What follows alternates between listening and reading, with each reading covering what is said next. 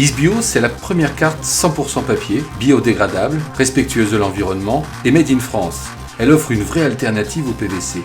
Mais le papier, d'où vient-il? Comparons-nous de pâte à papier blanchie, c'est la partie cellulosique du bois qui a été blanchie, et on fait des différents mélanges pour obtenir des caractéristiques de papier en épaisseur, en rigidité, en résistance à la déchirure. Et donc Mandeur est une petite usine qui fait 30 000 tonnes de papier par an à peu près, avec un très vieux savoir-faire de papier technique, de papiers spéciaux, de papiers divers sur la même machine. C'est dans ce cadre-là qu'on a développé aussi le papier Isbio avec ISRA. On a élaboré ensemble cette matière. Je dis bien cette matière parce qu'au départ, elle n'existe pas. En travaillant avec eux, en leur disant qu'aujourd'hui, ISRA veut faire une carte, mais une carte épaisse. Une carte qui conserve la norme ISO, identique à une carte bancaire.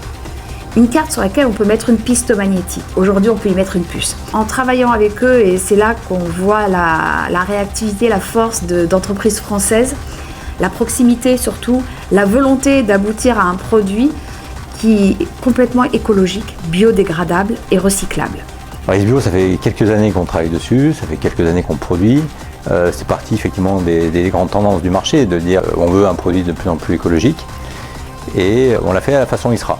On l'a fait avec un choix fort, un choix différenciant sur le marché. Alors que certains partaient sur des PVC à base d'amidon de maïs, nous avons souhaité partir sur le papier.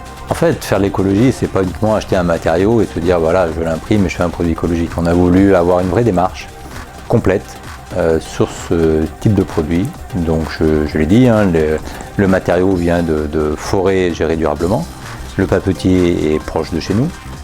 Et du coup, on a voulu réfléchir sur le circuit de fabrication en interne en disant voilà, comment on peut le faire de façon à quelque part avoir un bilan énergétique le plus bas possible. Donc c'est aussi un circuit court en fabrication.